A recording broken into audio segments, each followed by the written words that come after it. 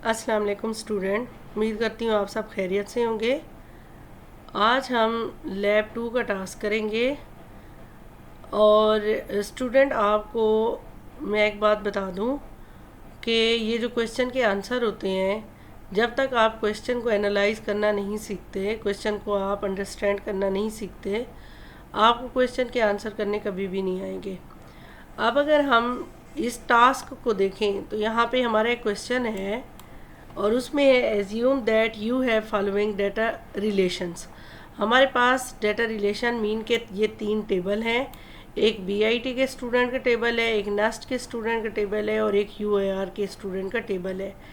आप देखें इन तीनों में सीएनआईसी है, स्टूडेंट के नेम है, स्टूडेंट के एज हैं और स्टूडेंट की सिटी है। ठीक है, सिटी का टेबल भी तीनों में है और सेमेस्टर का एट्रीब्यूट भी तीनों में है। सॉरी, मैं टेबल बोल गई हूँ, एट्रीब्यूट है।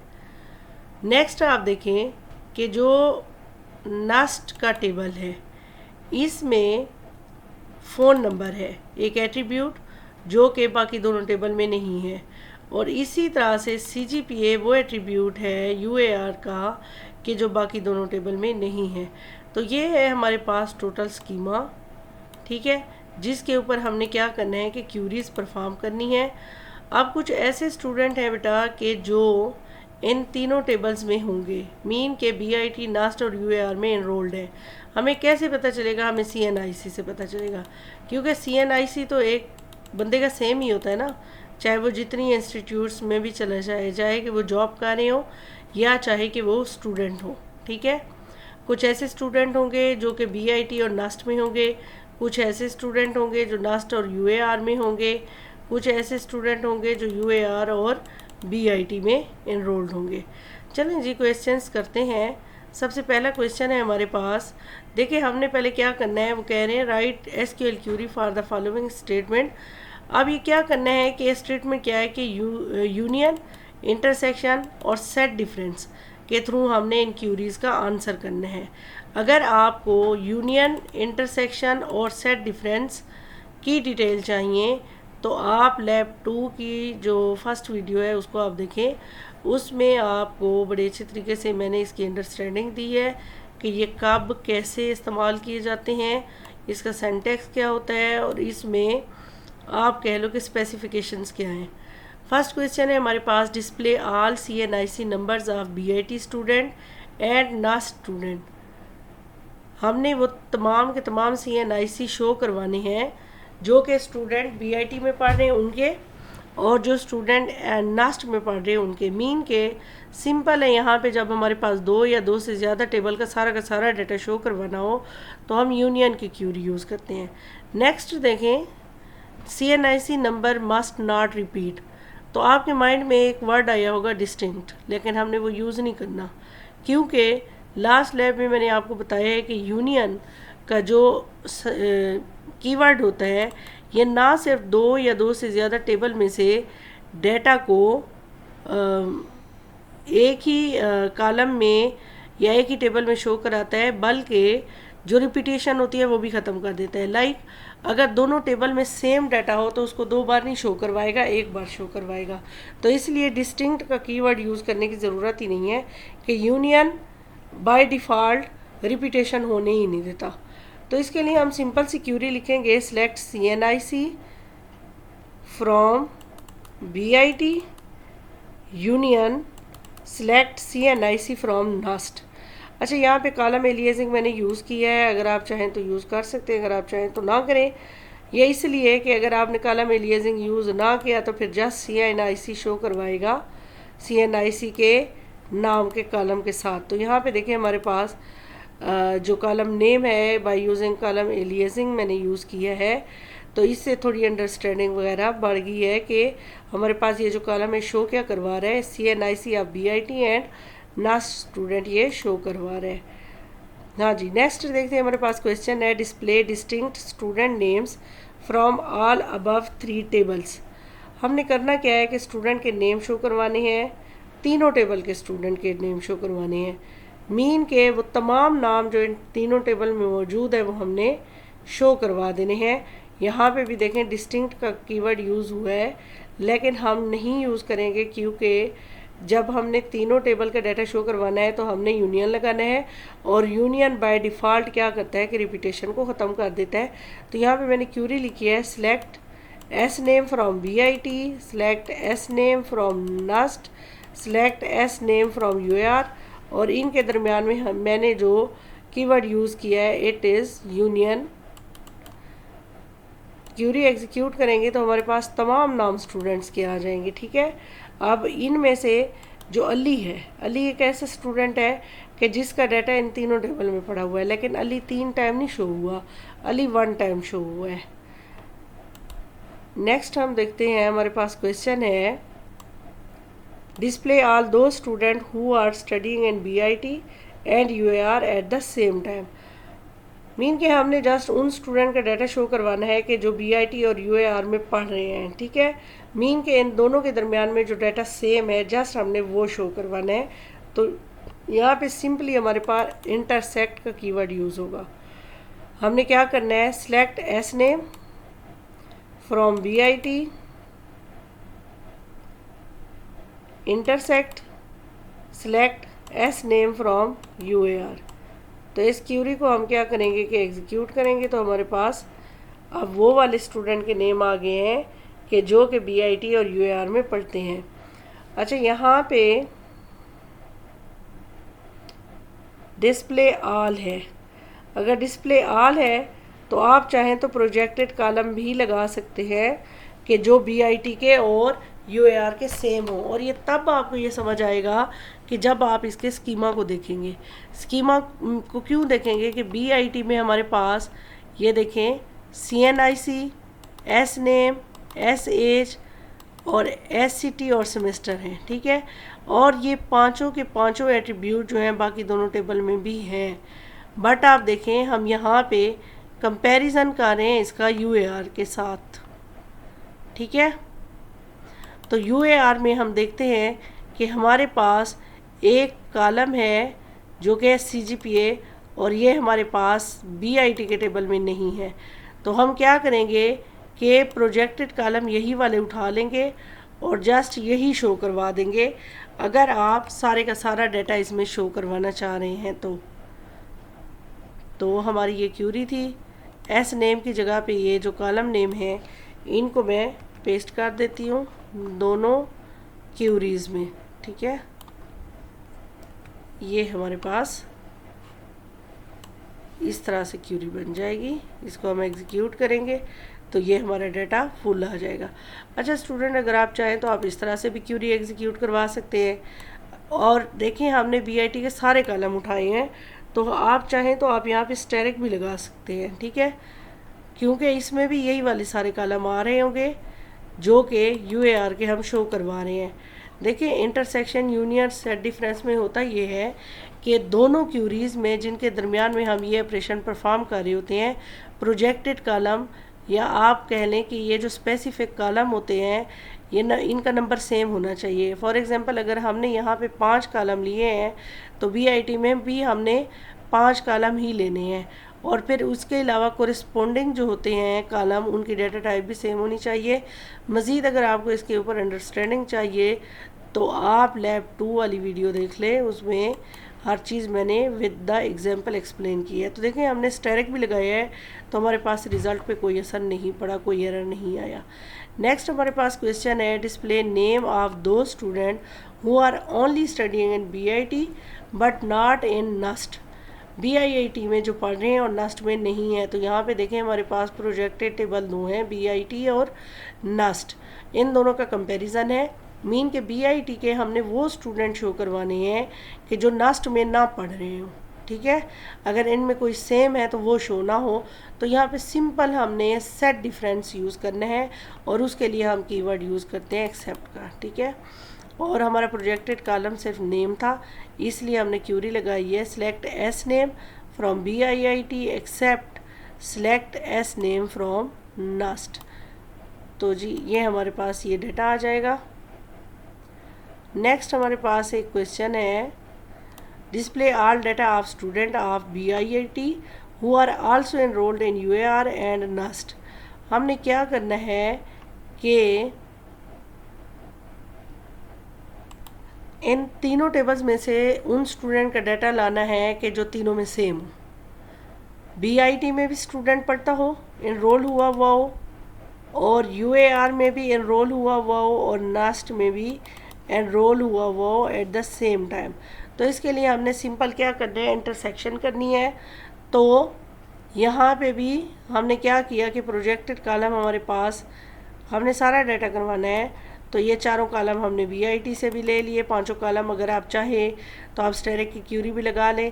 फिर इंटरसेक्ट का कीवर्ड यूज़ किया है, फिर उसके बाद सिलेक्ट, फिर वही पांचों हमारे पास एट्रीब्यूट हैं, हमने नस्ट के ऊपर क्यूरी लगाई है, फिर इंटरसेक्ट किया है, और फिर इन्हीं पांचों कॉलम को हमने सिलेक्ट की क्यूरी लगा के यूआर से लिया है। अब हम इसको एग्जीक्यूट करेंगे तो सिर्फ एक अली है कि जो कि इन तीनों में इनरोल्ड है, तीनों इंस्टीट्यूट में।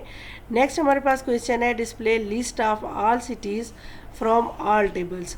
हमने क्या करना है कि तमाम टेबल में जितनी भी सिटीज़ हैं उनको शो करवाना है। तो इसका मतलब है एट द सेम टाइम वाली बात नहीं है, तो इसका मतलब है हमने यूनियन का कीवर्ड यूज़ करना है।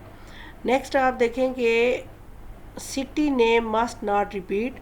तो अगेन ये है कि आपने डिस्टिंक्ट का कीवर्ड नहीं यूज़ करना, क्योंकि यूनियन बाय डिफ़ॉल्ट क्या करता है कि रिपीटेशन को ख़त्म कर देता है। क्यूरी हमने लिखी है, select S city from BIT union select S city from NUST union select S city from UAR. तो इससे क्या होगा कि तमाम की तमाम सिटीज़ की लिस्ट हमारे सामने डिस्प्ले हो जाएगी, जो कि सिटीज़ इन तीनों टेबल्स में पाए जाते हैं। नेक्स्ट हमारे पास क्वेश्चन है, student display name of cities which exist in all 3 tables. यहाँ पे हमने क्या करना है कि सिटीज़ वो जो कि इन तीनों टेबल में पाए जाते हों उनको हमने शो करवाना है, मीन के जो सेम हो इन तीनों टेबल में। अब जब सेम वैल्यूज़, कॉमन वैल्यूज़ हमने शो करवानी होती हैं तो हम इंटरसेक्शन का फंक्शन यूज़ करते हैं, कीवर्ड आप कह लें यूज़ करते हैं। तो हमने क्या किया, select city from BIT, intersect select city from NUST, intersect select city from UAR. तो जी इस्लामाबाद और रावलपिंडी वो 2 सिटीज़ हैं जो कि इन तीनों टेबल्स में पाए जाते हैं। नेक्स्ट हमारे पास क्वेश्चन है, display total number of student of BIT who are only enrolled in BIT. Question को समझने की ज़रूरत है। सिंपल हमें ऐसे लग रहा है कि जैसे हमने काउंट स्टेरिक का फंक्शन लगा देना है बीआईटी पे, लेकिन इस तरह सिंपल नहीं है ये क्वेश्चन। हमने क्या करना है कि बीआईटी के वो स्टूडेंट शो करवाने हैं जो कि सिर्फ बीआईटी में एनरोल्ड हो, जो कि यूएआर में और नास्ट में एनरोल्ड ना हो। तो इसके लिए स्टूडेंट थोड़ी सी क्यूरी जो है वो कॉम्प्लिकेटेड बनेगी। यहाँ पे देखिए हमने काउंट का फंक्शन तो लगाया है सिलेक्ट के साथ, select count asterisk from BIT, ठीक है। बीआईटी में से हम क्या कर रहे हैं कि वो स्टूडेंट का नंबर ले रहे हैं। उसके बाद ये बी क्या है, ये इस तरह से है बेटा जिस तरह से आप किसी भी डाटा टाइप का वेरिएबल बनाते हो। अब इस डाटा सेट का हमने क्या बना दिया है, वेरिएबल बना दिया है। अगर हम चाहें तो फिर इसके थ्रू कॉल कर सकते हैं। उसके बाद क्या है कि वेयर बी डॉट, अब ये बी क्या है, बीआईटी का एक वेरिएबल है, डॉट CNIC। इसके थ्रू हमने क्या किया है कि बीआईटी का CNIC का एट्रीब्यूट हमने कॉल कर लिया। उसके बाद नॉट इन, मीन के ये CNIC जो है वो नहीं होना चाहिए किस में, इस वाली सारी क्यूरी में। अब ये क्यूरी हमें क्या बता रही है, select CNIC from NUST union select CNIC from UAR. Mean के सारी की सारी CNIC जो नास्ट और यूएआर की हैं यहाँ पे जमा हो गई हैं। अब इनमें से तलाश करेगा कि CNIC नहीं होना चाहिए किसका, बीआईटी का।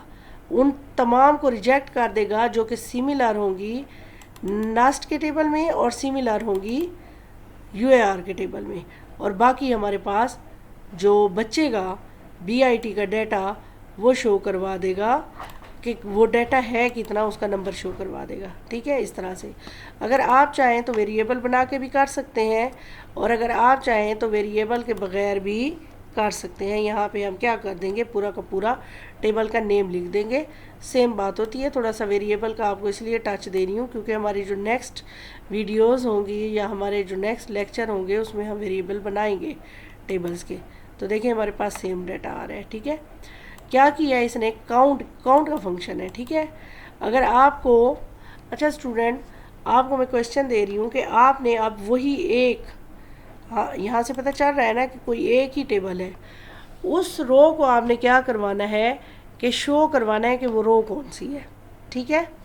तो ये आपका टास्क है और ये आपने कंप्लीट करना है और इसका आंसर मुझे आपने कमेंट सेक्शन में बताना है ताकि मुझे पता चले कि आप लोगों की लॉजिक कितनी एक साथ बन रही है। नेक्स्ट देखिए हमारे पास क्वेश्चन है, display total number of students who are enrolled in all 3 universities. अब हमने करना क्या है कि इन तीनों यूनिवर्सिटीज़ में जो स्टूडेंट इनरोल्ड हुए हैं वो टोटल कितने हैं। फॉर एग्ज़ाम्पल अगर 5 हैं BIT में, 6 हैं हमारे नस्ट में, 4 हैं हमारे UAR में, तो इन सब को काउंट करके एक नंबर में आंसर मिलना चाहिए। तो यहाँ पे अब हम क्या कर रहे हैं कि क्यूरी लगा रहे हैं, सिलेक्ट काउंट। अच्छा देखिए, एक क्वेश्चन को सॉल्व करने के मल्टीपल वेज हो सकते हैं, हो सकता है कि इससे अच्छे कोई और भी सलूशन हो, लाजमी नहीं है। तो लेकिन मैंने इस तरह से किया है आपके अंडरस्टैंडिंग के लिए। सिलेक्ट काउंट स्टेरिक फ्रॉम के बाद हमने क्या किया कि कहाँ से किसको काउंट करना है। हाँ जी, काउंट करना है इन 3 क्यूरीज में से। Select CNIC from NUST. अच्छा, अब मैंने यहाँ पे CNIC क्यों लिया, कोई एक एट्रीब्यूट मैंने ले लिए, ठीक है। आप चाहें तो सारे एट्रीब्यूट भी ले सकते हैं या कोई एक और एट्रीब्यूट भी आप ले सकते हैं। सारे CNIC यहाँ से सिलेक्ट हो जाएंगे। इंटरसेक्ट CNIC फ्रॉम UAR, फिर इंटरसेक्ट CNIC फ्रॉम BIT। यहाँ तक तो हमें वो टोटल नंबर दे देगा कि जो इन तमाम में पाए जाते हैं, ठीक है। उसके बाद ये जो एज ए है, ये अगर आपने ना लिखा तो फिर आपका एरर आएगा। असल में select count asterisk from as A, ये वाली क्यूरी हम कंप्लीट करें। अगर हमने ये ना लिखा तो फिर एरर आएगा।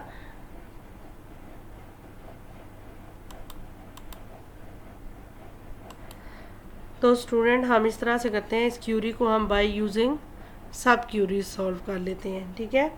तो उसके लिए क्या किया है कि एक आउटर मोस्ट क्यूरी है हमारे पास सिलेक्ट, ठीक है। ये क्या सिलेक्ट कर रही है, हमारे पास फिर एक आउटर क्यूरी है जो कि इनर फास्ट आप कह सकते हैं। Select count asterisk from BIT, ठीक है। ये वाला जो ब्रैकेट है ना, इसकी वैल्यूज़ में select count asterisk from BIT है और ये प्लस हो रही है value select count asterisk from UAR, ठीक है। मीन के पहली जो आउटर क्यूरी है वो BIT के तमाम स्टूडेंट का नंबर देगी कि टोटल नंबर ऑफ स्टूडेंट कितने हैं। फिर दूसरी जो आउटर क्यूरी है वो UAR के स्टूडेंट का नंबर देगी कि total number of student UAR के कितने हैं। और जो इनर मोस्ट क्यूरी है वो है select count asterisk from NUST के तमाम स्टूडेंट कितने हैं उसका नंबर देगी, ठीक है। अच्छा, यहाँ पे एक तो आप ये बात समझे कि आउटर और इनर क्यूरी क्या होती है, और दूसरा ये कि जो काउंट का फंक्शन है एग्रीगेट, वो क्या करता है कि नंबर ऑफ रोज़ को काउंट करके देता है। ये एक एग्रीगेट फंक्शन है और एग्रीगेट फंक्शन का काम ये होता है कि मल्टीपल वैल्यूज़ लेके उनको एक सिंगल कैलकुलेट करके एक सिंगल वैल्यू में आंसर करते हैं। नेक्स्ट आप देखें प्लस के साइन को। प्लस का साइन अरिथमेटिक ऑपरेटर के तौर पे भी यूज़ होता है और कंकेटिनेटर के तौर पे भी यूज़ होता है। जब प्लस के दोनों ऑपरेंड्स हमारे पास नंबर डेटा टाइप के होते हैं, न्यूमेरिक डेटा टाइप के होते हैं, तो प्लस क्या करता है, इन दोनों को ऐड कर देता है। और अगर इसके दोनों ऑपरेंड्स हों स्ट्रिंग टाइप के या फिर लेटर टाइप के हों तो फिर इनको ये कंकेटिनेट कर देता है। क्यूरी एग्जीक्यूट करते हैं तो हमारे पास टोटल नंबर ऑफ स्टूडेंट है 13, जो कि इन तीनों यूनिवर्सिटीज़ में एक वक्त में इनरोल्ड है। लास्ट क्वेश्चन है हमारा, डिस्प्ले ऑल दो student of NUST who are also enrolled in BIT but not in UAR। Mean के हमने क्या किया है कि नस्ट के ऊपर क्यूरी लगाई है, सिलेक्ट CNIC फ्रॉम नस्ट, और फिर यूनियन लगा दिया हमने इसका BIT के साथ, और इंटरसेक्ट लगा दिया हमने इसका UAR के साथ, ठीक है। मीन के इतनी सी क्यूरी हमें क्या रिजल्ट देगी, select CNIC from BIT union select CNIC from NUST. ये क्यूरी हमें उन तमाम स्टूडेंट का डाटा दे देगी जो कि नास्ट और बीआईटी में एनरोल्ड है। और फिर उसके बाद ये जो इसका नीचे वाला पोर्शन है, select CNIC from NUST intersect select CNIC from UAR, ये वो डाटा देगी कि जो नास्ट के तो स्टूडेंट हैं लेकिन UAR के नहीं हैं। तो इस क्यूरी को हम एग्जीक्यूट करते हैं। तो ये हैं जी वो स्टूडेंट जो कि बीआईटी और नास्ट में तो हैं एनरोल्ड लेकिन UAR में एनरोल्ड नहीं है। उम्मीद करती हूँ आपको ये वीडियो पसंद आएगी, आपको कंसेप्ट समझ आए होंगे, और अगर आपको मज़ीद कोई क्वेश्चन दिए जाएँ तो वो आप इजीली कर पाएंगे। नेक्स्ट वीडियो के साथ बहुत जल्द इंशाल्लाह हाजिर होंगी। तब तक के लिए अल्लाह हाफ़िज़।